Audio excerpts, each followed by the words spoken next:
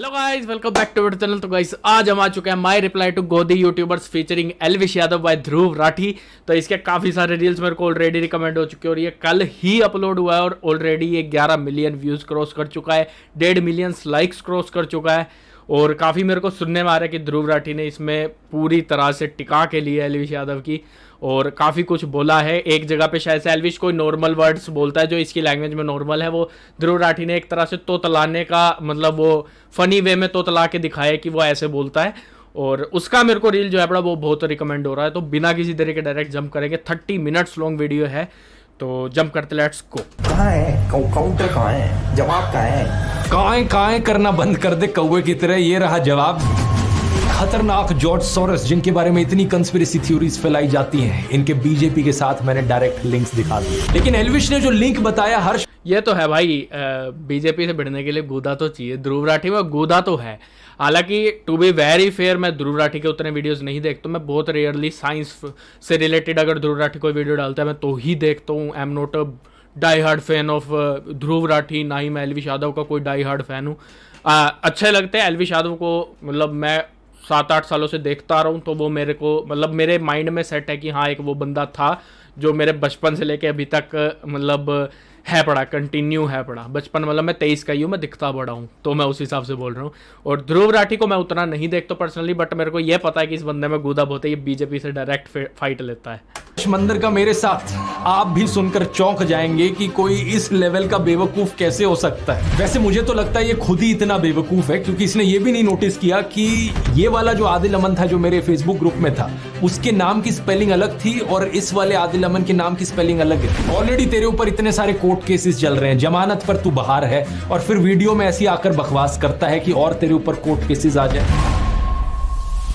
नमस्कार दोस्तों, कभी बिटोड़ा देखा है आपने? ये चीज, इसमें गोबर के बने हुए उपले रखे जाते हैं। हरियाणवी में एक कहावत है कि बिटोड़े के मुंह से उपले ही निकलेंगे। अभी कुछ हफ्ते पहले किसी दोस्त ने मुझे कहा कि एल्विश यादव ने मेरे ऊपर एक वीडियो बनाया है। मेरा क्या ओके, मैंने नहीं देखा है वो वीडियो, मैंने नहीं देखा एल्विश यादव ने जो वीडियो बनाया ध्रुव पे, तो आई हैव जीरो आइडिया कि उसने ध्रुव के बारे में क्या बोला है क्या नहीं बोला है। मैं डायरेक्ट इसी वीडियो पे ही जंप करा था। और एक चीज मेरे को वो पूरब झा की वीडियो में जो मेरे को देखने को मिला था वो अभी भी देखने को मिल रहा है। सॉरी माइक छिड़ गया, अभी भी देखने को मिल रहा है वो ना है उस वीडियो को। मैंने कहा भाई क्या यार, क्या उम्मीद करते हो, बिठोड़े के मुंह से उपले ही निकलेंगे। अब वैसे तो दोस्तों इन गोदी यूट्यूबर्स का एक पूरा झुंड बैठा है जिसने पिछले कुछ महीनों में मेरे ऊपर एक से बढ़कर एक हमले करने की कोशिश करी है। कोई मुझे कभी कुत्ता कहता है, कोई कॉकरोच कहता है, कोई कहता है कि मेरी वाइफ पाकिस्तानी है, तो कोई मुझे बुली कहता है। लेकिन इन सभी में से एल्विश सही मायनों में इन बेवकूफों का सरदार है, क्योंकि जितनी अनाप शनाप बातें इसने अपने वीडियो में करी ना मेरे बारे में, जितने दुनिया भर के झूठ इसने फैलाए उतने शायद ही किसी ने फैलाए। इसने मुझ पर जो वीडियो बनाई उसका कई सारे यूट्यूबर्स ऑलरेडी काउंटर कर चुके हैं। जिन्होंने भगवा रंग पहन रखा वो छपरी है कि सब छपरी हैं, ये जितने भी ये सैफरन गमछा ओढ़ते हैं। अरे एल्विश भाई, ध्रुव राठी ने ये कहीं नहीं कहा कि जो भगवा रंग पहनता है वो छपरी है, बल्कि वो लोग जो भगवा रंग पहन के मस्जिद के सामने जाकर हाथों में तलवार लेके घूमते हैं, वो लोग जो भगवा रंग पहन के राम का नाम खराब करते हैं, वो छपरी हैं। ट्रू, इसे ट्रू। हमारे पूर्वजों ने कभी भी ये नहीं सिखाया कि दूसरों के धर्म का निरादर करो। हमारे पूर्वजों ने सिर्फ ये सिखाया अपने धर्म की इज्जत करो। जहाँ तक मेरे को पता है, मैं बहुत बड़ा ज्ञानी नहीं हूँ, मैं इन सब चीज़ों को उतना नहीं सुनता, लेकिन इतनी मेरे पास बेसिक सेंस है कि अपने धर्म की इज्जत करना ही असलियत में मतलब जो है पड़ा, अपने धर्म को रिस्पेक्ट देना है एक तरह से। दूसरों के धर्म के बारे में बोलना मेरे हिसाब से हमारे धर्म ने नहीं सिखाया है। से बोलते हैं भाई साहब ब्रेन वॉशिंग। किस चीज का सिस्टम है? बच्चे बिगाड़ने का, गैम्बलिंग ऐप प्रमोट करने का, या फिर भांग पीकर वीडियो बनाने का, बियर पीकर वीडियो बनाने का, माहौल खराब करने का? आखिर किस चीज का सिस्टम? किसी भी चीज को यहाँ से वहां जोड़ दिया, कभी बोला कुछ, दिखाया कुछ, कभी तो बोलना ही नहीं आया ढंग से। हर्ष मंदार कह लो या फिर हर्ष मंदर कह लो, जो भी है। तो this is an interview of Harmandar Singh Harshmander. ओ भाई हर्ष मंदार बोल दिया, मेरा नाम भी हर्ष है भाई, ऐसे ना करो। दार नहीं है, इज अ डिफरेंट गाय। अब जस्ट बिकॉज उनके नाम सिमिलर हैं तो इसने उन्हीं का आर्टिकल दिखा दिया, मतलब हद होती है यार। अब इस बात का कोई प्रूफ अवेलेबल नहीं है कि हर्ष मंदर और ध्रुव राठी डायरेक्टली कनेक्टेड हैं, लेकिन एक स्पेकुलेशन के आधार पे और एक कॉन्स्पिरेसी थ्योरी के आधार पे इस बात को इतने कॉन्फिडेंस से बता दिया जाता है। जो व्यक्ति गाली देता था वो व्यक्ति ने इस वीडियो में गाली नहीं दी, खुद ही बोल रहा नहीं दे पाऊंगा। क्यों? क्योंकि इस व्यक्ति ने सुधारा है उसको। ये है पढ़े लिखे यूट्यूबर्स का फर्क। जब छपरियों का सरदार गाली देना बंद कर सकता है इस व्यक्ति के वीडियो की वजह से, तो फिर इसके जो गुलाम हैं वो क्यों नहीं गाली देना बंद करेंगे? इतनी बेइज्जती होने के बाद भी एल्विश का मन नहीं भरा मुझसे। ये बंदा भाई ये इतने प्यार से लेते रहे, इतनी बेइज्जती होने के बाद भी एल्विश का मन नहीं भरा। कहने लगा कि काउंटर दो, कहाँ है काउंटर, कहाँ है काउंटर, काउंटर कहाँ है, काउंटर कहाँ है, जवाब कहाँ है? काएं करना बंद कर दे कौवे की तरह। ये रहा जवाब। बस एक चीज कहूंगा, विक्टिम कार्ड मत खेलियो इस वीडियो को देखने के बाद, रोना धोना नहीं चलेगा। पहले भी तू टीवी पर बहुत रोया। लोग मेरे को बोलते थे बीजेपी का दल्ला है। हमारे ध्रुव भाई को एंटी नेशनल्स में इतना इंटरेस्ट क्यों है? करने को कोई कुछ भी कर सकता है, पर इंसान कितना पागल होगा। बीजेपी की एक बड़ी पॉपुलर स्ट्रैटेजी है, आपने भी नोटिस किया होगा दोस्तों, कि जो भी इंसान बीजेपी की आलोचना करता है, ये बीजेपी वाले उसे एंटी नेशनल घोषित करते फिरते हैं। एल्विश ने भी यही किया कि ये टू बी फेयर, पॉलिटिक्स में जीरो इंटरेस्ट है मेरा, जीरो नॉलेज है पॉलिटिक्स में। I hate politics. मैं अभी इसमें किसी भी डेडिकेटेड पार्टी को नहीं बोल रहा, बस मेरे को ये पॉलिटिक्स बकचोदी ही नहीं पसंद।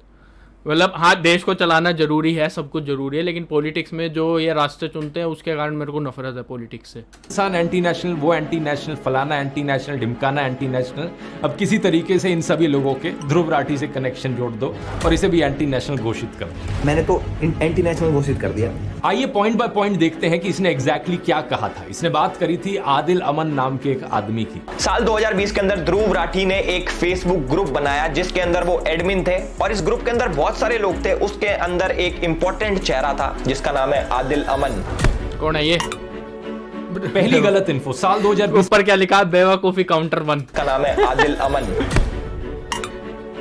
पहली गलत इन्फो, साल 2020 में मैंने कोई ग्रुप नहीं बनाया। जिस ग्रुप की ये बात कर रहा है वो मैंने 2017 में बनाया था और 2020 तक तो मैंने उसे बंद कर दिया था। इस फेसबुक ग्रुप का नाम था ध्रुव राठी स्क्वाड। इसके साथ साथ मेरा एक फेसबुक पेज भी है सिर्फ ध्रुव राठी नाम से। इस ग्रुप को मैनेज करने के लिए मैंने कुछ एडमिन्स को चुना, उन लोगों में से जो मेरे फेसबुक पेज पर सबसे ज्यादा एक्टिव लोग थे। कौन ये लोग थे मैं नहीं जानता, मैंने सिर्फ इस बेसिस पर इन लोगों फेसबुक ग्रुप का एडमिन बनाया कि ये मेरे फेसबुक पेज पर सबसे ज्यादा लाइक और कमेंट करते थे। इनफैक्ट फेसबुक की खुद की ये सजेशन होती थी उस जमाने में। तो जो भी एडमिन्स थे मेरे, ट्रू होती थी, हाईली एक्टिवेटेड जो भी थे उन सबके लिए रिकमेंडेशन आती थी। ट्रू, जो सच है वो सच है। फेसबुक ग्रुप के उनमें से किसी से भी मैं आज तक पर्सनली कभी नहीं मिला। अब हुआ क्या कि इनमें से एक एडमिन आदिल अमन ने एक टाइम पर बड़े ही वायलेंट और एक्सट्रीमिस्ट टाइप के कमेंट्स किए जिन्हें ऑब्वियसली मैं सपोर्ट नहीं करता। बाकी एडमिन्स ने वो कमेंट्स मुझे दिखाए और मैंने फिर इसे एडमिन की पोजीशन से हटा दिया। अब लॉजिकल सी बात है, मैं हमेशा नाथुराम गोडसे वाली ऐसी मानसिकता का विरोध करता हूं, लेकिन बाद में मैंने रियलाइज किया कि अगर इस तरीके से चलता रहा, इस ग्रुप में कोई कुछ भी लिखेगा, ब्लेम वहां मेरे ऊपर आएगा बाद में। इसलिए साल 2020-21 के अराउंड मैंने इस पूरे फेसबुक ग्रुप को ही शट डाउन कर दिया। अब 4 सालों बाद हमारी कहानी में एंट्री होती है इस बेवकूफ की, जो इस घटना को लेकर एक स्कैंडल बनाने की कोशिश। यार मेरे को इसका ये जो है ना, मेरे ये जैसे ही करता ना, मेरे को पूर्व जाके वीडियो याद आ जाती है, उसमें वो ऐसे ऐसे करता आ रहा था, मेरे को हंसी आती है डायरेक्ट। बट या खुद की गलती मानने के लिए कूदा चाहिए, वो भी स्पेशली यूट्यूबर्स जो इतने बड़े हैं उनको। तो ध्रुव राठी गलती मान रहा है तो +1 पॉइंट टू हिम। कोशिश करता है, ये अपनी इमेजिनरी कहानियां बनाता है कि आदिल और मैं तो जिगरी दोस्त हैं। अगर ध्रुव भाई ये वीडियो देख रहे हैं तो भाई के चेहरे पे मुस्कुराहट आ गई होगी, क्योंकि पुराने साथी हैं, आम आदमी पार्टी में साथ में काम करते थे। जब प्रधानमंत्री मोदी सड़क छाप मवालियों को ट्विटर पर फॉलो करते हुए दिखते हैं, तब तो ये गोद भाई ये गुदा चाहिए भाई, तुम मानो ना मानो, मेरे को नहीं पता कौन सही है कौन गलत है, मैं उस साइड पे नहीं जा रहा। बट ये जो ओपनली प्रधानमंत्री मोदी सड़क छाप लोगों को फॉलो करते फिरते हैं, वो ऐसी बातें बोलने के लिए भाई बहुत गुदा चाहिए, तुम मानो ना मानो गुदा चाहिए, बहुत ज्यादा गुदा चाहिए।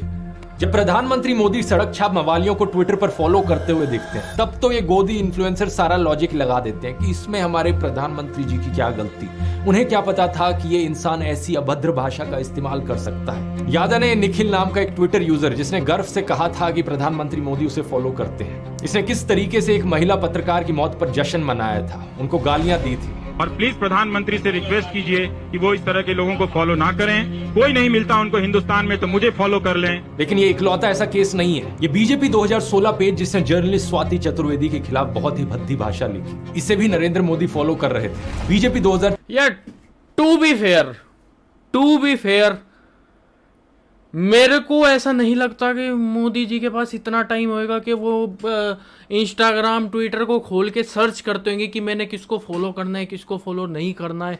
ये सब चीज़ें टीम हैंडल करती है, और अगर इन्होंने कर भी दिया होगा तो आई डोंट थिंक इनके माइंड में वो चीज़ आई भी होगी। यार हम दिन में ऐसे स्क्रॉल करते करते पता ही नहीं किस किस को फॉलो कर देते हैं, हमको नहीं पता। और एक और पॉइंट से अगर ये भी रखें कि हाँ इन्होंने इंटेंशनली फॉलो करो, तो इंटेंशनली फॉलो करने के बाद भी भाई एंड ऑफ द डे ये सब पॉलिटिक्स है। बड़ा पॉलिटिक्स में लोग चूतिया से चूतिया हरकत करते हैं, तो दूसरी पार्टियां अब किसको फॉलो कर रखा है, तब वो अच्छा था बाद में वो चेंज हो गया, कोई नहीं जानता यार। ऐसे तो अब मैं भी फॉलो करता हूँ, मैं विराट कोहली का डाई हार्ड फैन हूँ, मैं फॉलो करता हूँ कुछ लोगों को जो विराट कोहली के बारे में कुछ ना कुछ गलत बोलते हैं। अब इसका मतलब ये थोड़ी ना कि मैंने उनको फॉलो क्यों कर लिया, नहीं, ऐसा नहीं होता।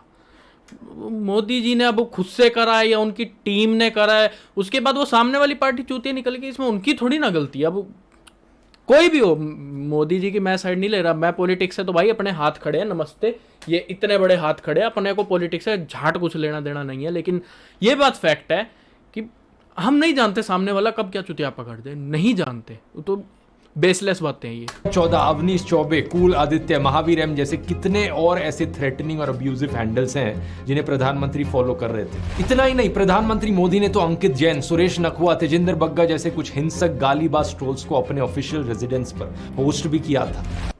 अब इसका मेरे पास कोई जवाब नहीं है। अगर ये चीज हुई है तो मोदी जी को खबर थी, इस चीज में मैं कुछ नहीं बोल सकता। फॉलो वाले में मैं बोल सकता था अगर ये फोटोज लीक हो रही हैं, ये सब हो रहा है, इसमें अपने हाथ खड़े हैं भाई, खुले हाथ खड़े हैं। जहाँ पे जो चीज़ मेरे को सही लगती है मेरे को सही लगती है, जहाँ पे जो गलत लगता है। ट्रोल्स से मिलना मेरे हिसाब से तो गलत है, ये एक तरह से नेगेटिव पीआर बिछाने वाली बातें हैं पड़ी, और कुछ भी नहीं है। तेजिंदर बग्गा जैसे कुछ हिंसक गालीबाज ट्रोल्स को अपने ऑफिशियल रेजिडेंस पर पोस्ट भी किया था। क्या पहले चेक नहीं कर सकते थे कि ये कैसे लोग हैं? करा होगा, टोटली एग्री, करा होगा, गारंटेड करा होगा, तभी ही बुलाया होगा। नेगेटिव ट्रोल्स, नेगेटिव पीआर भाई आज के टाइम में जरूरी है। People like Modi ji, people like YouTubers, people like Instagram influencer, people like actors, actress और any other social media influencer, सबको नेगेटिव पीआर करवाने वालों की नीड पड़ती ही पड़ती है। इनका घर नहीं चलेगा नहीं तो। जब ऑफलाइन पर आ जाए तो आसाराम बलात्कार के लिए कॉन्विक्ट हुआ। यहाँ नरेंद्र मोदी उसे माला पहनाते हुए और उसके पैर छूते हुए दिख रहे हैं। जीवन में जब कोई नहीं जानता था, उस समय से बापू के आशीर्वाद मुझे मिलते रहे हैं। इस ट्वीट और इस फेसबुक पोस्ट में प्रधानमंत्री मोदी इसलिए गुरमीत राम, सॉरी ज्यादा पोज लग रहा है, इसलिए मेरे को नफरत है पॉलिटिक्स से।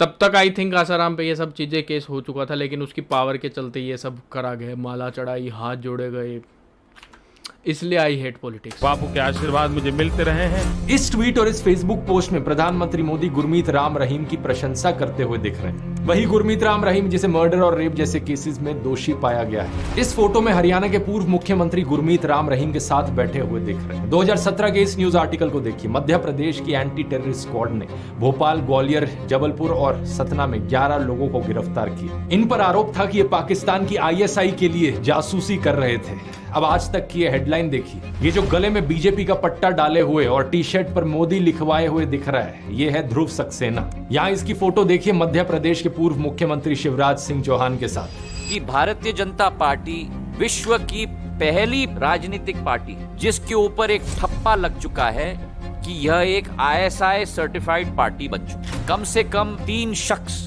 इन 11 में से सीधा तरीके से भारतीय जनता पार्टी के साथ जुड़े हुए। अलेजिड आतंकवादियों के बीजेपी से सिर्फ 1-2 अब मैं समझा कि ये वाली वीडियो इतना ज्यादा क्यों रिकमेंड हो रही थी। से कनेक्शन नहीं है, ढेर सारे हैं। 2022 के इस न्यूज आर्टिकल को देखिए। जम्मू के रियासी में पकड़े गए आतंक। एक सेकंड यार, ये कॉपीराइट आ जाता है, इसका वैलोरेंट का साउंड बंद करना पड़ेगा। अब तालिब हुसैन 22 के इस न्यूज आर्टिकल को देखिए। जम्मू के रियासी में पकड़े गए आतंकियों में से एक तालिब हुसैन जम्मू एंड कश्मीर बीजेपी के माइनॉरिटी मोर्चा आईटी सेल का फॉर्मर चीफ निकला। बीजेपी ने कहा कि ये केवल 18 दिन तक बीजेपी का सदस्य रहा था। नासिर और जुनैद की किलिंग का अक्यूज मोनू मानेसर इस फोटो में अनुराग ठाकुर के साथ, यहाँ लेट अरुण जेटली के साथ और यहाँ होम मिनिस्टर अमित शाह के साथ। इस फोटो में प्रधानमंत्री मोदी पूर्व बीजेपी सांसद प्रज्ञा ठाकुर के साथ दिख रहे हैं, जो 2008 के मालेगांव बॉम्ब ब्लास्ट की एक अक्यूज है। बीजेपी नेताओं की एक्सट्रीमिस्ट टेंडेंसीज में डायरेक्ट इन्वॉल्वमेंट या इनडायरेक्ट एसोसिएशन के ये सब एग्जांपल्स तो बस ट्रेलर हैं। अगर मैं पूरी लिस्ट बनाने लग जाऊं तो यहाँ 3 घंटे की फिल्म बन जाएगी। बाबू बजरंगी का स्टिंग ऑपरेशन, यशवंत शिंदे का एफिडेविट, प्रज्वल रेवन्ना, आशीष मिश्रा, अनुराग ठाकुर, यति नरसिंह सरस्वती, सूरजपाल अमू, सुरेश चौहान के लिस्ट चलती ही जाती है। कोई कहता है गोली मारो, कोई लिंचिंग के लिए दोषी पाए गए लोगों को मालाएं पहनाता है, कोई बलात्कारियों को संस्कारी ब्राह्मण बताता है, तो कोई मुसलमानों के खिलाफ जेनोसाइड की बात करता है। क्या एल्विश में हिम्मत है इन सब केसेस पर बोलने की? एल्विश भाई ये जो मतलब नॉर्मली लोग पैंट खोलते, इसने पैंट खोल के कच्छा तार के पिछवाड़े पे डंडे बजा दिए। मेरे को पॉलिटिक्स की ज़ीरो नॉलेज है, लेकिन स्टिल ये सब चीज़ें जो इसने दिखाई हैं, जो इमेजेस हैं, वो रियल इमेजेस हैं। ये कोई एडिटिंग नहीं है, ये रियल इमेजेस है। और ये आई डोंट थिंक इसका जवाब किसी के पास होगा। और ध्रुव राठी के लिए मतलब रिस्पेक्ट इतने गूदा दिखाने के लिए, लेकिन मेरे को लग रहा है कि ये इसके ऊपर भी दिक्कतें मंडरा सकती हैं, जैसी बातें ध्रुव राठी कर रहा है ओपनली। मतलब मेरे को लग रहा है कि इसके साथ कुछ ना कुछ गलत कर देंगे ये, क्योंकि वी इंडियंस हम बहुत बुरे हैं इस मामले में।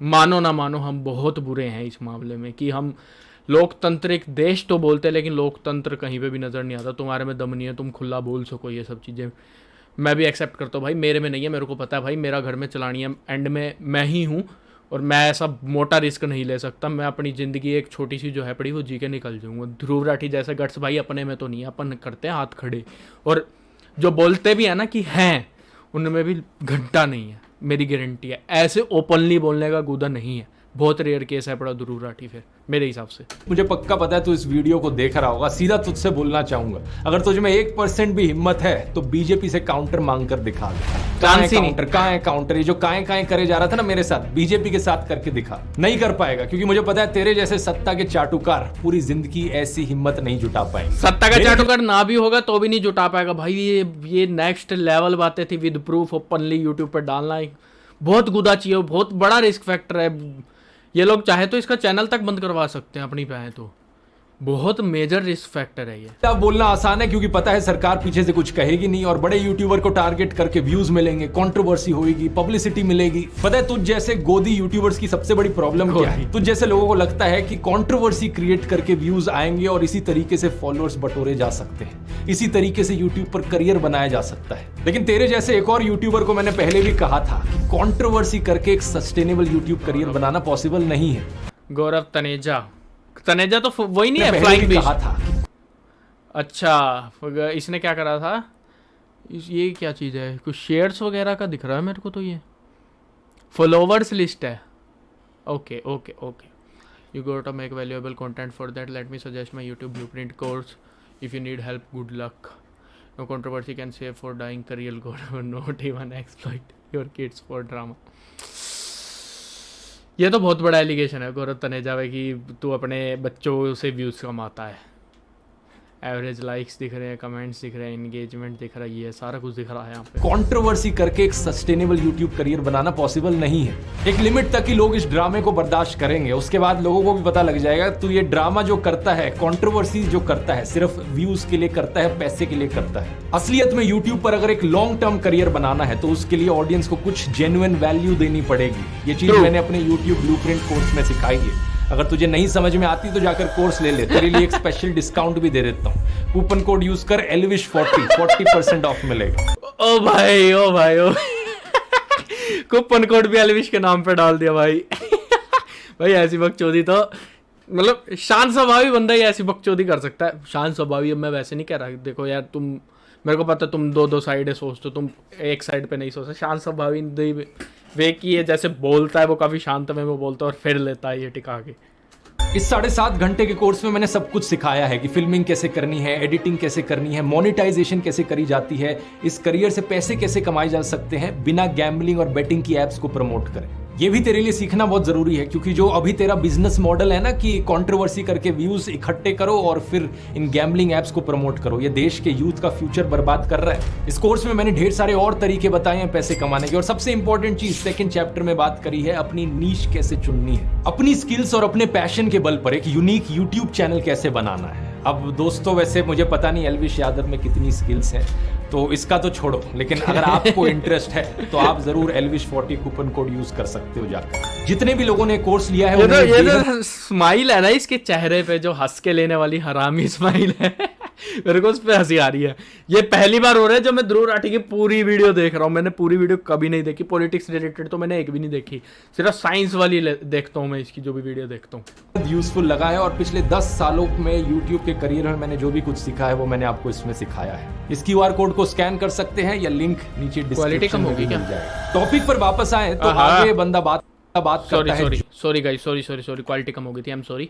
अभी वापसी चालू करते हैं, या लिंक नीचे डिस्क्रिप्शन में भी मिल जाएगा। टॉपिक पर वापस आए तो आगे बंदा बात करता है जॉर्ज सोरस की। तो हर्ष मंदार है वो जॉर्ज सोरस के साथ काम करता है, जिसने 8,000 करोड़ की फंडिंग दे रखी है मोदी जैसे राष्ट्रवादी पीएम को हटाने के लिए और सरकार गिराने के लिए।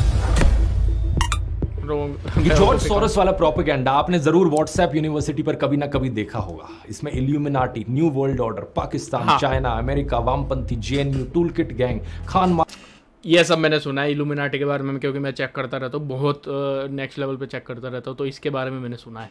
वो बंदे का नाम मैंने नहीं सुना था, इल्यूमिनाटी रिलेटेड मैंने बहुत सुना है, बहुत पढ़ा है। मार्केट गैंग, कांग्रेस वगैरह, इन सब की साथ में बात करी जाती है, एक बिल्कुल खिचड़ी बना दी जाती है इन सब बड़े बड़े वर्ड्स की, और ये खिचड़ी मोदी भक्तों को खिलाई जाती है गुड मॉर्निंग मैसेज के साथ व्हाट्सएप पर। एल्विश अपने वीडियो में बार बार कहता है कि गूगल कर लो, तो आइए गूगल करके देखते हैं कि कौन है ये जॉर्ज सोरस। जॉर्ज सोरस एक हंगेरियन अमेरिकन बिलियनियर है, और वे एक investor, hedge fund manager, short seller और फिलैंथ्रोपिस्ट है। बहुत सारे बड़े बड़े शब्द हैं, मैं जानता हूं एल्विश को हजम नहीं हुए होंगे, तो उसने सीधा व्हाट्सएप खोला और देखा कि व्हाट्सएप पर जो लिखा है वो बता देता हूं। 1992 में इन्होंने अपनी शॉर्ट सेलिंग से बैंक ऑफ इंग्लैंड को हिला दिया था, $1 बिलियन का प्रॉफिट कमाया था। 1997 में इन्होंने थाईलैंड और मलेशिया की करेंसीज को शॉर्ट कर दिया था, जिसकी वजह से एक फाइनेंशियल क्राइसिस देखने को मिली थी।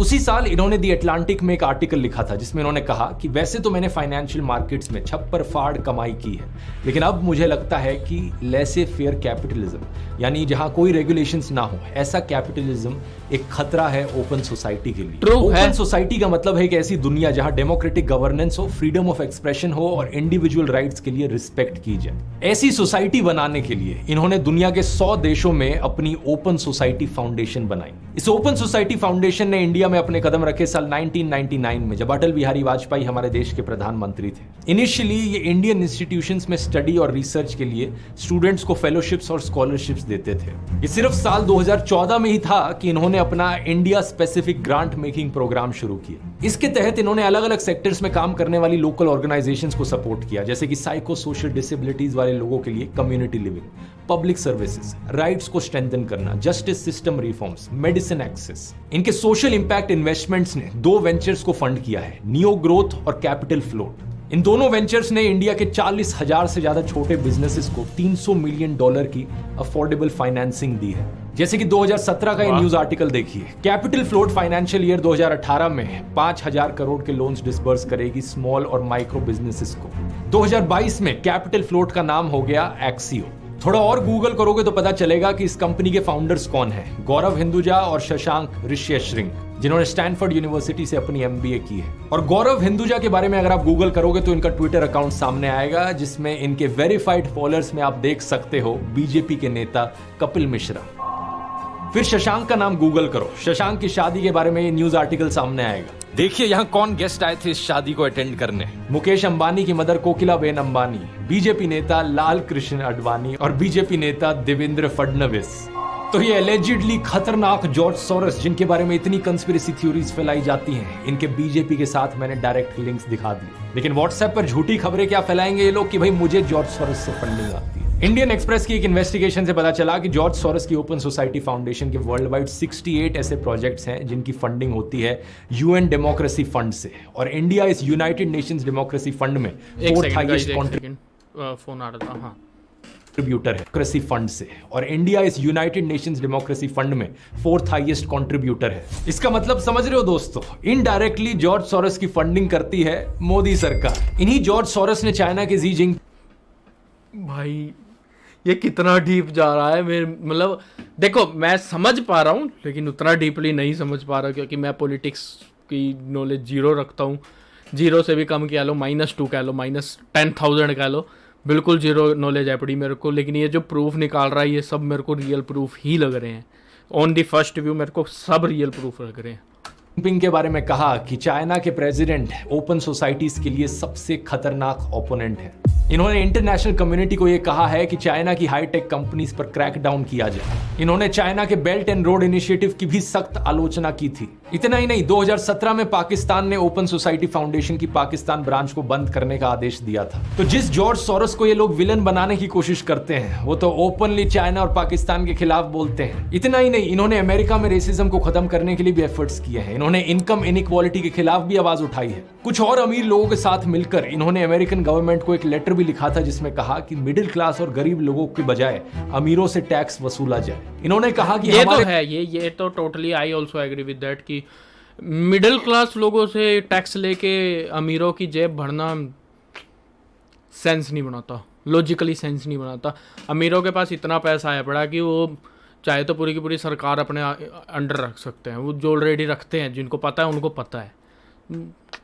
गरीबों से पैसा लेना ये हाय का काम है पड़ा, और फिर मुंह के बल गिरने वाली बात और कुछ नहीं है। जैसे अमीर लोग जिनके पास $50 मिलियन से भी ज्यादा पैसा है, इनके ऊपर 2 से 3% का वेल्थ टैक्स लगाया जाना चाहिए। तो ओवरऑल आप देख सकते हैं कि जॉर्ज सोरोस चाइना के ओपनली खिलाफ बोलते हैं, पाकिस्तान को इनसे तकलीफ है, अमेरिका में रेसिज्म और इनकम इनइक्वालिटी का ये विरोध करते हैं, अनरेगुलेटेड कैपिटलिज्म के खतरों पर ये बात करते हैं। इंडिया में स्टूडेंट्स को फेलोशिप दी है इन्होंने, फार्मर्स को पैसा दिया है इनकी ऑर्गेनाइजेशन ने, 40,000 से ज्यादा स्मॉल बिजनेसेस को इजी लोन्स प्रोवाइड करवाए हैं। फ्रेशवर्क्स जैसी इंडिया की कई स्टार्टअप्स में इनकी इन्वेस्टमेंट है, और इंडियन गवर्नमेंट यूनाइटेड नेशंस के डेमोक्रेटिक फंड में डोनेट करती है जहां से इनके वर्ल्ड वाइड प्रोजेक्ट्स को पैसा मिलता है। यहां तक सुनने में तो सब ठीक ही लग रहा है, तो फिर प्रॉब्लम क्या है? प्रॉब्लम यह है कि इन्होंने इंडिया में डेमोक्रेसी के इरोजन पर कंसर्न जताया। प्रॉब्लम यह है कि इन्होंने नरेंद्र मोदी के खिलाफ भी बोला। प्रधानमंत्री मोदी और गौतम अडानी के एलिजिड नाजायज संबंधों के बारे में इन्होंने बात की। इन्होंने कहा कि नरेंद्र मोदी को अडानी क्राइसिस पर सवालों के जवाब देने होंगे। ये बात तो यार मेरे को मेरे पापा ने भी बोली थी, मोदी की सरकार आएगी तो अडानी के शेयर बढ़ जाएंगे क्योंकि मोदी सारा काम अडानी को देगा। बारे में इन्होंने बात की। इन्होंने कहा कि नरेंद्र मोदी को अडानी क्राइसिस पर सवालों के जवाब देने होंगे ताकि फॉरेन इन्वेस्टर्स का विश्वास ना डगमगा। Modi and business tycoon Adani are close allies. Modi is silent on the subject, but he will have to answer questions from foreign investors and in parliament. और आप तो जानते ही हो कि गोदी इकोसिस्टम के हिसाब से मोदी भारत है और भारत मोदी है इन लोगों के लिए। इसलिए कोई भी प्रधानमंत्री मोदी की आलोचना करे, इन लोगों का गैंग उसे भारत विरोधी डिक्लेयर कर देता है, फिर चाहे वो रियाना हो, भारत के किसान हो या फिर जॉर्ज सोरोस हो। अब ये सारा तो व्हाट्सएप और गोदी मीडिया। रियाना का मैंने भी सुना था कि रियाना जो है बड़ी वो इल्यूमिनाटी से बिलोंग करती है, इसलिए उसने ऐसा ऐसा करा, ये करा वो करा, ये सब आई थी, न्यूज बीच में आई थी। मेरे को ये पता है कि वो किसानों के लिए खड़ी हुई थी जहाँ तक मेरे को याद है रिहाना, और उसके बाद उस पर ऑब्जेक्शंस उठाए गए थे, बहुत इश्यूज क्रिएट हुए थे। ये I hate media, I hate Indian media, to be fair. और उसका मैं तुमको एक प्रमाण देना चाहूँगा वाई आई हेट। एक तो ये लोग मतलब जैसी सरकार वैसे ये हैं, बट दूसरा मैं तुमको ना एक चीज़ दिखाना चाहूँगा, तुमको उससे समझ आएगा। मैं दिखाता हूँ, एक सेकेंड, तुम समझोगे मेरे को क्यों नफरत है।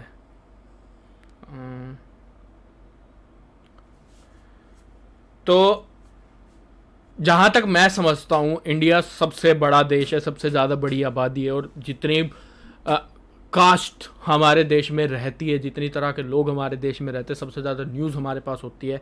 स्टिल ये रैंक तुम देख लो, शायद से दिखेगा कि नहीं पता नहीं, ये देखो 159 हमारी जो इंडियन न्यूज़ मीडिया की रैंकिंग है पड़ी, वो 159 रैंकिंग है 176 कंट्रीज में से ऑफ न्यूज़। ये लो पूरा देखो,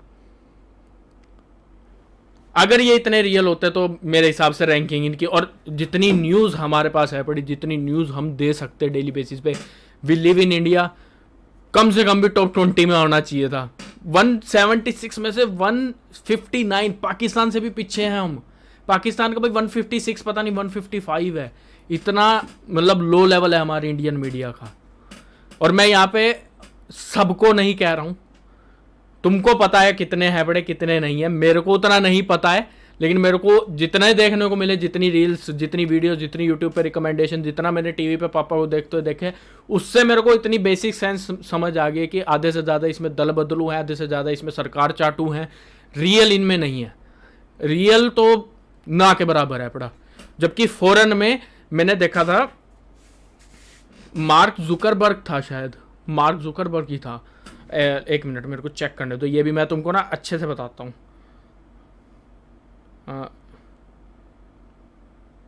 एक सेकंड गाइस, थोड़ा वीडियो लंबा हो रहा है। हाँ, मार्क जुकरबर्ग, उसके ऊपर मीडिया वाले ने डायरेक्ट इतना मतलब तगड़ा वो करा, एलिगेशन लगाया जो कि रियल एलिगेशन था, कि उसकी बोलती बंद हो गई, वो बोल नहीं पाया, कि कुछ नूडिटी लीक हुई थी उसके ट्वीट वो इंस्टाग्राम के थ्रू, और कुछ हुआ था उसके ऊपर ओपनली बोला। यहाँ पे मेरे को नहीं लगता कि हमारे यहाँ के मीडिया वालों में इतना गूदा है पड़ा। और टू बी फेयर, वो गूदा इसलिए ही नहीं है क्योंकि इनको पता है इनका हश्र बाद में क्या हो जाएगा।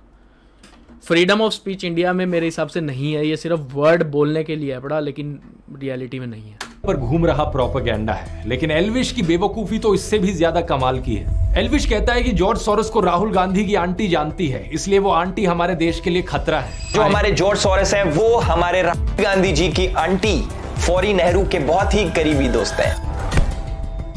आए गूगल पर सर्च करो तो पता चलेगा कि 2017 में ऑलरेडी इनका देहांत हो चुका है, 108 साल की उम्र पर। एक ऐसी महिला जो आज से 7 साल डेथ पे नहीं हंस रहा मैं, उसके लॉजिक्स पे हंस रहा हूँ। तुम डार्क मत ले लेना इसको। साल पहले ही गुजर चुकी है, वो भी 108 साल की उम्र पर। एल्विश की राय में वो देश के लिए खतरा है। और वैसे तो 2009 का इंडियन एक्सप्रेस का ये आर्टिकल देखो, जिसमें बताया गया है कि फौरी नेहरू नेटिवली हंगरी से है, जहां से जॉर्ज सोरोस भी है। जॉर्ज सोरोस की तरह वो भी ज्यूइश थी। जब इंडिया में उनकी लव मैरिज हुई तो उन्होंने अपना नाम कर लिया था शोभा नेहरू। इस 2009 के आर्टिकल की हेडिंग है, मिस्टर सोरोस एक पुरानी दोस्त से मिलने गए। लेकिन 14 साल बाद 18 फरवरी 2023 में इसी को 2 गोदी वेबसाइट्स पब्लिश करती हैं और कहती हैं खुलासा खुलासा, जानिए बड़ा खुलासा है। 14 साल पुराने आर्टिकल को दिखाकर ये लोग नया खुलासा कहते हैं। ऐसा ही कुछ किया गया फॉर्मर प्राइम मिनिस्टर मनमोहन। इसलिए मेरे को नफरत है हमारी मीडिया से, इसीलिए ही मेरे मन में रिस्पेक्ट नहीं है हमारी मीडिया के लिए।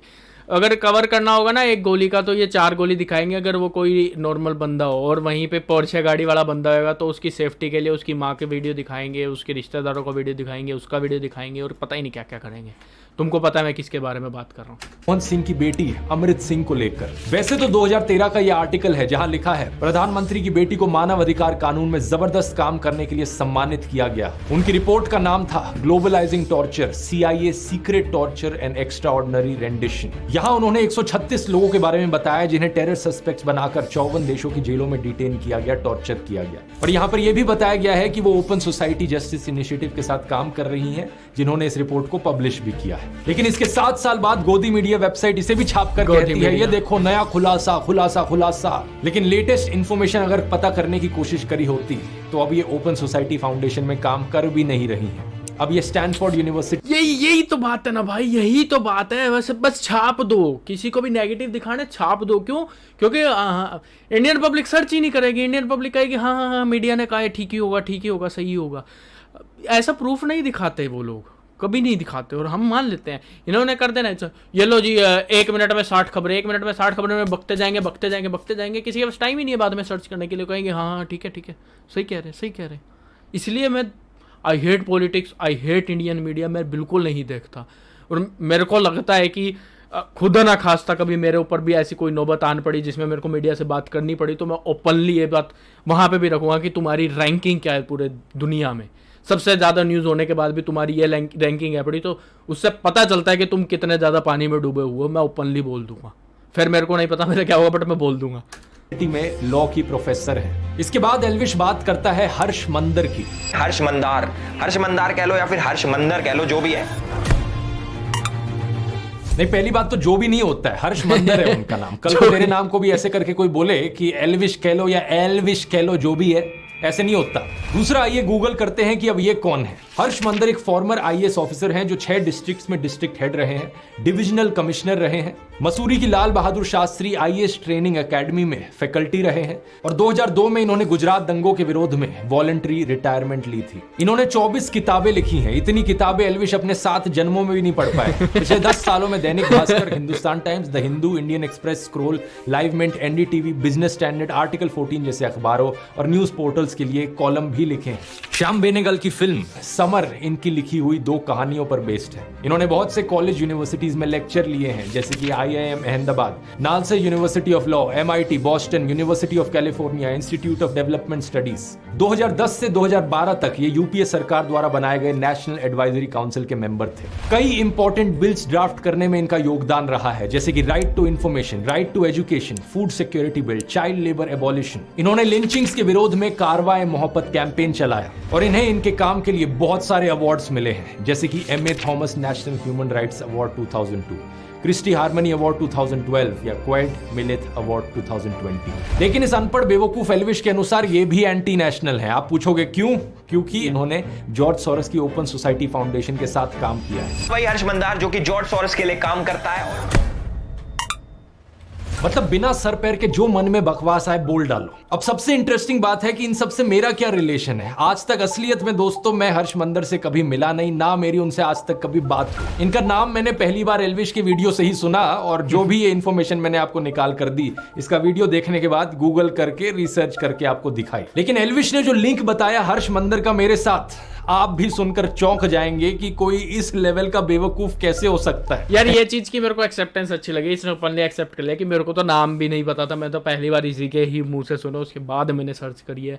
क्योंकि टेक्निकली देखा जाए तो जितने उसने अचीवमेंट्स ग्रैब करे हुए हैं, जो भी हर्ष मंदर जी हैं, उस हिसाब से ये चाहता तो कह सकता था कि हाँ मैंने इसके बारे में पहले से पढ़ा हुआ है, क्योंकि ये इतने बड़े मतलब रहे हैं हमारे देश के लिए। तो एक्सेप्टेंस लेवल जो है उसके लिए मैं रिस्पेक्ट हमेशा करता हूँ। एल्विश ने कहा कि मैंने CA और मणिपुर पर जो वीडियो बनाया वो मैंने हर्ष मंदर के ट्वीट देखकर बनाया। 4 अगस्त 2023 को हर्ष मंदार ट्वीट करते हैं मणिपुर दंगों के ऊपर और ठीक 2 दिन बाद हमारे ध्रुव भाई की वीडियो आ जाती है।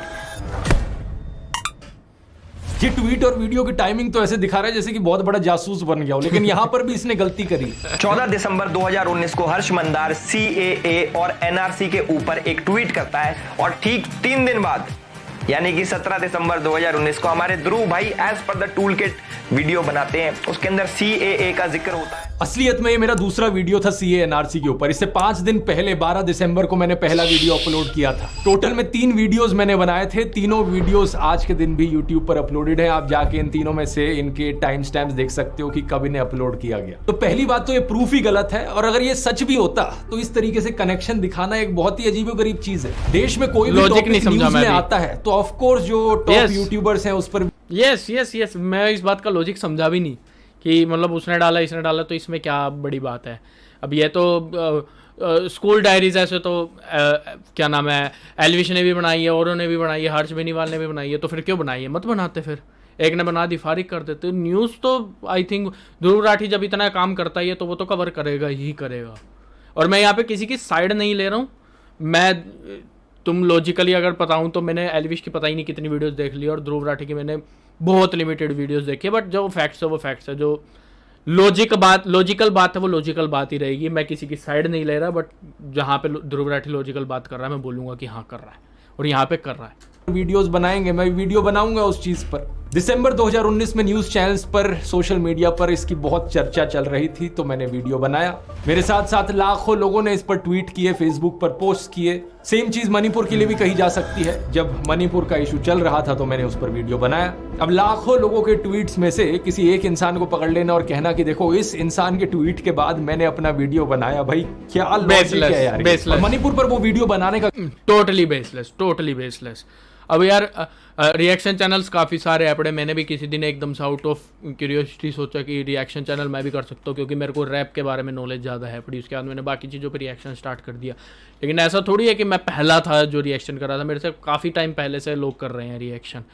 तो doesn't make any sense, baseless बातें। का ख्याल मुझे इसलिए आया क्योंकि मणिपुर की ट्रैजिक क्लैशेस में उन दो औरतों के वीडियो ने हर एक इंसान की आत्मा को झकझोर दिया था। हर एक इंसान जिसकी जमीन मरी नहीं हुई थी, जिसकी आत्मा बिकी नहीं हुई थी, उसने इस टॉपिक की बात करी है। लेकिन एल्विश जैसे सत्ता के चाटुकार का मुंह बिल्कुल बंद था मणिपुर जैसे इशू पर, और फिर कहता है कि मैं तो बड़ा नेशनलिस्ट हूँ। हम तो भैया देश प्रेमी है खूब, अब हमें कुछ भी कह लो देश प्रेम हमारे अंदर भरा है, यहाँ पूरे शरीर में देश प्रेम भरा है।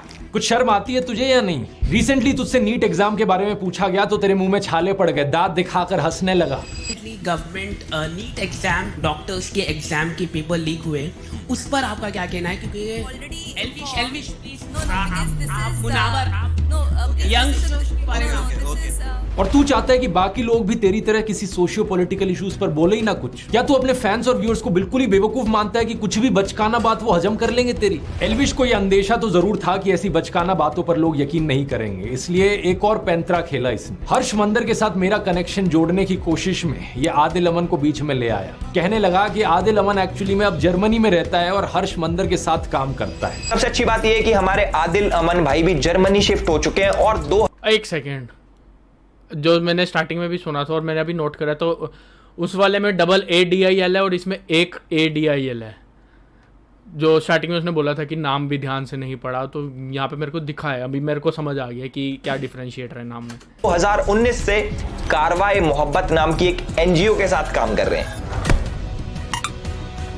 इसके लिए इसने एक फेसबुक प्रोफाइल दिखाई पीछे प्रूफ के तौर पर, और जानते हो क्या दोस्तों, ये किसी और आदिल अमन की फेसबुक प्रोफाइल थी। लिटरली यहाँ पर दो अलग अलग इंसानों की बात करी जा रही थी। या तो ये खुद इतना बेवकूफ, अभी मैं चेक कर लेता हूँ, नाम तो है ही है, उसके बाद AA भी है पड़ा, उसने ब्रैकेट में लगाया, उसके अलावा #politics, #cricket, mathematics, ideology, Pariyar, Ambedkar, Bhagat Singh, Lenin, Nehru, feminism, Bhanu Pratap and 3 mutual friends. और उधर देखा जाए तो स्टडीज़ पोस्ट के बारे में डाला हुआ है, और यहाँ पे कारवाई मोहब्बत इंट्रो दिया हुआ है, masters degree in university Gottingen, centre for modern Indian studies, live in Gottingen है या फिर क्या है, I don't know, but profile तो अलग अलग ही है। प्रोफाइल तो बिल्कुल ही अलग अलग है बड़ी। है कि इसने चेक भी नहीं किया कि यहाँ पर किसका फेसबुक प्रोफाइल दिखा रहा है, या फिर ये सही मायनों में अपने व्यूअर्स को बेवकूफ समझता है। वैसे मुझे तो लगता है ये खुद ही इतना बेवकूफ है, क्योंकि इसने ये भी नहीं नोटिस किया कि ये वाला जो आदिल अमन था जो मेरे फेसबुक ग्रुप में था, उसके नाम की स्पेलिंग अलग थी और इस वाले आदिल अमन के नाम की स्पेलिंग अलग है। ये नहीं सोचा इसने कि सेम इंसान कैसे हो सकते हैं। ये जो दूसरा वाला आदिल अमन है, इसकी ये फेसबुक पोस्ट देखी है। 1 जून 2024 की शाम को मुझे दोस्तों ने बताया कि मेरा नाम एक फेसबुक प्रोफाइल एल्विश यादव नाम के यूट्यूबर द्वारा मिसयूज किया जा रहा है। एल्विश जो अभी जमानत से बाहर है, उसके यूट्यूब पर 15 मिलियन सब्सक्राइबर्स है और इंस्टाग्राम पर 16 मिलियन फॉलोअर्स। मैं एक रिसर्चर हूं और यूनिवर्सिटी ऑफ ग्योटिंगन में मास्टर्स कर रहा हूं। मेरा किसी भी राजनीतिक पार्टी या उनके स्टूडेंट विंग से कोई भी एफिलिएशन नहीं है, जैसा कि एल्विश ने अपने वीडियो में दावा किया। वीडियो से ही ये क्लियर है कि एल्विश ने जिस कमेंट की बात की है वो मैंने नहीं किया, और मेरी फेसबुक प्रोफाइल का इस्तेमाल किया गया मेरे फॉर्मर एम्प्लॉयर हर्ष मंदर और ध्रुव राठी के बीच लिंक दिखाने के लिए। इस जानबूझकर की गई डिफेमेशन, मिस रिप्रेजेंटेशन की वजह से एल्विश के फॉलोअर्स ने गालियों वाले मैसेजेस मेरे फेसबुक इनबॉक्स में भर दिए हैं मुझे। और this is what I always talk about कि ये जो ऑडियंस है ना, तुम फॉलो करो किसी को भी। तुमको एल्विश यादव पसंद है, तुम एल्विश को पसंद करो। तुमको ध्रुव पसंद है, तुम ध्रुव को पसंद करो। कैरी पसंद है, कैरी को करो। मोदी जी पसंद है, मोदी जी को करो। राहुल गांधी पसंद है, राहुल गांधी को करो। जिसको पसंद करते हो फॉलो करो, लेकिन you are no one to do such shit bro, you are no one to do such shit कि तुम किसी और पर्सपेक्टिव को जज करके, किसी भी अननोन को जिसके बारे में तुमको अता पता भी नहीं है, और उसको डायरेक्ट जज कर रहे हो और उसके ऊपर जाके थ्रेटनिंग कमेंट्स कर रहे हो, उसके ऊपर एब्यूजिव कमेंट्स कर रहे हो। अभी ये चीज़ मेरे साथ भी रिसेंटली हुई है, क्योंकि मैं रियल रिएक्टर अपने आप को समझता हूँ। जो मेरे को रियल लगता है मैं रियल बोलता हूँ। कुड बी अ पॉसिबिलिटी कि मेरे को जो उस पॉइंट पे रियल लग रहा है वो रियलिटी में रियल ना हो, लेकिन मैं उतना ही बोलता हूँ जितना बोलना चाहिए। नेजी का गाना मैंने डाला था, नेजी का गाना जो था वो बहुत गंदा गाना था, और मैंने ओपनली बोला था कि वो बहुत गंदा गाना है पड़ा। उसकी गाने की लाइफ नहीं है, उसको एक से ज़्यादा बार कोई नहीं सुनना चाहेगा। स्टिल बिंग हम नेजी के फ़ैन है पड़े, और डिस जो है पड़ा एक पाकिस्तानी रैपर्स के खिलाफ हो रहा है, तो उस चीज़ को झाड़ने के लिए लोगों ने मेरे ऊपर इतना मतलब शिटी कमेंट्स करे, और मैंने सबका जवाब क्लियरली दिया कि मैं आर्ट की रिस्पेक्ट करूँगा अगर आर्ट में रिस्पेक्ट करने वाली बात होगी। फिर चाहे वो नेजी हो, चाहे मेरा फेवरेट कोई भी आर्टिस्ट हो, चाहे किंग हो, चाहे एमीवे हो, चाहे कर्मा हो, चाहे कृष्णा हो, चाहे रफ्तार हो, कोई भी हो, मैं ओपनली बोलूँगा स्टिल मेरे को शिटी कमेंट्स सुनने को मिले, बार बार सुनने को मिले। और ये इंडियन ऑडियंस का सबसे बड़ा फॉल्ट है। We are most toxic audience of everything. चाहे यूट्यूब लगा लो, चाहे क्रिकेट लगा लो, क्रिकेट में भी सेम चीज़ हम करते हैं, हर जगह हम सेम चीज़ करते हैं। किसी के आप फॉलोवर हो, किसी को आप फॉलो करते हो, डजंट मीन कि आप उसके बिहाफ पे किसी और को जाके लाइफ थ्रेटनिंग बातें करो, किसी और को जाके गालियाँ दो। उससे आपको कुछ नहीं मिलेगा, सामने वाले का मूड खराब करोगे, सामने वाले को जो फ्रीडम ऑफ स्पीच की बात चलती है वो फ्रीडम ऑफ स्पीच ही नहीं छोड़ोगे उसके लिए, तो ये सब बातें बेसलेस रह जाएंगी। और मेरे परिवार को चोट पहुंचाने की धमकियां दी हैं। ट्विटर पर भी मैंने देखा कि इस मिस इन्फॉर्मेशन की वजह से मेरी गिरफ्तारी की डिमांड करने लगे हैं लोग। अबे बेवकूफ एल्विश, तेरी वजह से कोई निर्दोष आदमी को वहां गालियां मिल रही हैं, शर्म आती है कि नहीं तुझे? अब मैं गारंटी इस बात की कह सकता हूँ, जितना मैं जानता हूँ एल्विश इस बात के लिए कोई जवाब भी नहीं देगा, और जवाब देगा भी तो माफ़ीनामा तो बिल्कुल भी नहीं होगा उसकी तरफ से, बिल्कुल भी नहीं होगा, जो कि टेक्निकली बनता है। और उसकी ऑडियंस इतनी बड़ी गधी है कि वो देखेगी भी नहीं, इधर उधर जाके कुछ भी हरकत करेगी। इवन मेरे को पता है मेरे कमेंट सेक्शन में कोई ना कोई एक चूती आएगा जो बोलेगा कि तुम तो ध्रुव राठी की साइड ले रहे हो। भाई तुम चाहते हो मैं इस बकचोदी की साइड लूँ कि मतलब एक नादान बंदा जिसने कुछ भी नहीं करा उसके ऊपर लाइफ थ्रेटनिंग कोच के कमेंट्स आ रहे हैं और मैं उस चीज़ में एल्विश यादव को डिफेंड करूँ? No bro, I am not that गिरा हुआ पर्सन, आई कैंट।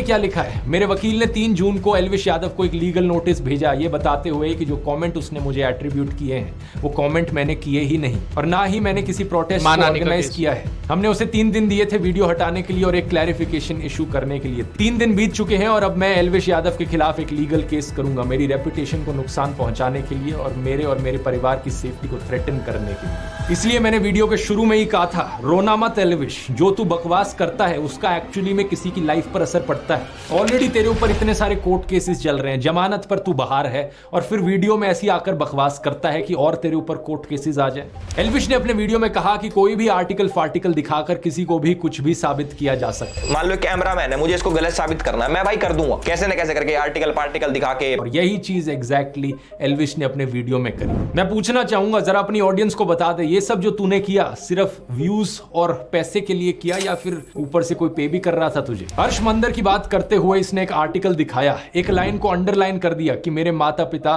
तांजानिया में ब्रिटिश पुलिस के लिए काम करते थे। अब इस आर्टिकल को देखो, यहां तो मंदर की बजाय सिंह लिखा है। इस आर्टिकल की ये लाइन को मैंने गूगल, यही बात है। अब टू बी फेयर मैं भी एक्सेप्ट करता हूँ कि मैं भी इतना गौर ना करता अगर मैं पॉलिटिक्स की नॉलेज रखता और एल्विश की वीडियोस को मैं फैन होता, मैं फॉलो ना करता, मैं इतना फोकस ही ना करता कि ऊपर सिंह लिखा हुआ है, मैं चुपचाप देखता और जजमेंट पास कर देता। लेकिन इतना मेरे में है कि मैं किसी को जाके रिप्लाई करता ना, किसी के कमेंट सेक्शन में जाके थ्रेटनिंग बातें ना करता। लेकिन हम हैं ऐसे, हम आलसी हैं भाई, हम नहीं ध्यान देते सच क्या है गलत क्या है, हम बस जो सामने वाला कह रहा है उसको मान लेते हैं। इसलिए ही जो भी बिग बॉस में दीपक जी आए हैं जिन्होंने सोशल मीडिया इन्फ्लुएंसर्स के ऊपर बात करी है, वो मेरे को स्टार्टिंग में बेवकूफ़ी वाली लगी थी, लेकिन इस वीडियो के बाद मेरे को लॉजिकल लग रही है कि social media influencers knowledge grab करे बिना नॉलेज झाड़ते और बाद में फिर वही ऑडियंस जो है बड़ी कंज्यूम कर लेती है और फिर जजमेंट पास कर देती है बिना कुछ सच्चाई वच्चाई जाने, बिना कुछ देखे, बिना कुछ सोचे। अब उस बंदे की बेचारे की इतनी फॉलोइंग ही नहीं है कि वो डिफेंड कर पाए अपने आप को। ये तो ध्रुव राठी जैसा कोई बंदा आके डिफेंड कर रहा है उसको, लेकिन कोई नॉर्मल बंदा होगा उसको तो आइडिया भी नहीं होगा कि वो आदिल कौन है, ये आदिल कौन है। वो मान लेगा, एल्विश के कहने पे मान लेगा कि हाँ उसने ये करा होगा। ये है भाई सोशल मीडिया इन्फ्लुएंसर्स, असलियत में इन्फ्लुएंसर्स नहीं है, बहुत सारे नहीं है।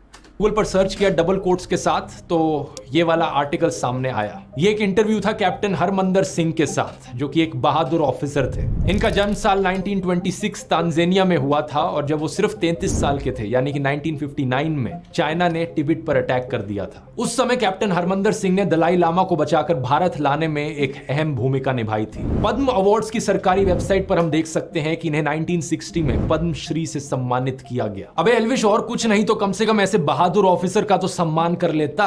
माना कि तू अनपढ़ टाइप का है, लेकिन क्या इतना भी पढ़ना नहीं आता कि हर्ष मंदर और हरमंदर सिंह में डिफरेंशिएट कर सके? और वैसे मैं आपको बता दूं दोस्तों, हर्ष मंदर इन्हीं कैप्टन हरमंदर सिंह के बेटे हैं। यहां पर अगर हर्ष मंदर भी चाहें तो वो भी सीधा सीधा एल्विश के ऊपर डिफेमेशन का केस कर सकते हैं। इतना ही नहीं, former prime minister Manmohan Singh ji की बेटी अमृत सिंह के खिलाफ जो तूने झूठ फैलाया है वो भी केस कर सकती हैं तेरे ऊपर। और तो और मैं भी केस कर सकता हूं तेरे ऊपर डिफेमेशन का। मेरे लॉयर ने कहा कि जो भी तूने बकवास करी है इस वीडियो में वो सीधे तौर पर क्रिमिनल डिफेमेशन का केस बनता है। अगर ये सारे और केसेस कल को तेरे ऊपर हो गए तो फिर विक्टिम कार्ड मत खेलियो। मैंने पहले ही वार्न किया था इस वीडियो में। जितने फालतू के फर्जी लिंक्स एल्विश ने मेरे बनाने की कोशिश करी और लोगों के साथ, उससे सीधा कनेक्शन मैं इसका बना सकता हूं। एल्विश ने अपने एक वीडियो में अखिलेश यादव को सपोर्ट दिखाया था। वैसे हम तो भाई अखिलेश के सपोर्टर है भाई, यादव बिरादरी जिंदाबाद कर रखी है हमने पूरे यूपी में। तो भाई बताओ कि क्यों ना करें हम अखिलेश को सपोर्ट। अखिलेश यादव के अलायंस पार्टनर कौन है? राहुल गांधी। तो अगर ये राहुल गांधी को देशद्रोही ठहरा रहा था वहां पर अपने वीडियो में, तो ये खुद भी देशद्रोही हुआ। और दूसरी तरफ बीजेपी से भी तेरे इतने ही लिंक्स हैं, इतने सारे पॉलिटिशियंस के साथ जाकर तूने फोटो। बीजेपी का लिंक मैंने देखा है, मैं खुद हरियाणा से, तो मैंने बहुत मेजर लेवल पे देखा है लिंक इसका। फोटो खिंचाई है, शो ऑफ किया है, अपना सपोर्ट जताने की कोशिश करी है। तो चाहे इस तरफ से हो चाहे उस तरफ से, तेरे भी फालतू के कैसे कनेक्शंस बनाए जा सकते हैं और तुझे भी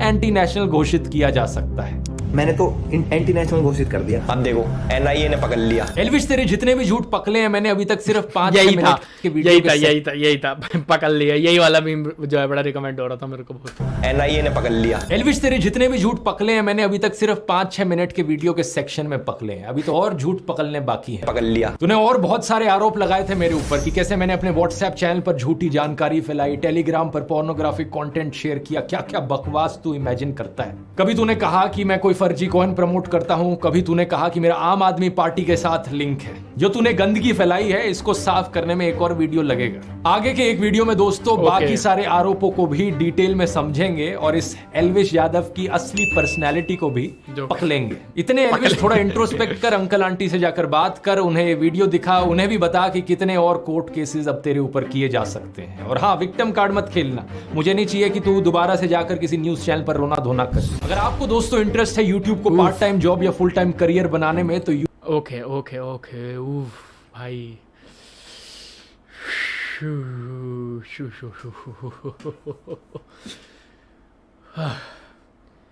अभी तुम बताओ यार, अगर तुम इतनी समझ रखते हो किस बेसिस पे एल्विश को डिफेंड करा जाए। मतलब मैंने ज़्यादा एल्विश की वीडियोस ही देखे, लेकिन इस टाइप के मैं भी नहीं देखता हूँ। तभी मैंने कहा मैंने पिछला वीडियो एल्विश का नहीं देखा जो भी ध्रुव राठी पे उसने बनाया, क्योंकि मेरे को पॉलिटिक्स से पर्सनली थोड़ी सी ज़्यादा ही चिड़ है, मैं नहीं देख पाता। लेकिन ये रिकमेंड इतनी ज़्यादा हुई थी कि मेरे को लगा कि मेरे को देखनी चाहिए, तो मैंने देखी। शुक्र है कि मैंने ये देखी, मैं ना देखता तो शायद कुछ मेजर मिस कर देता।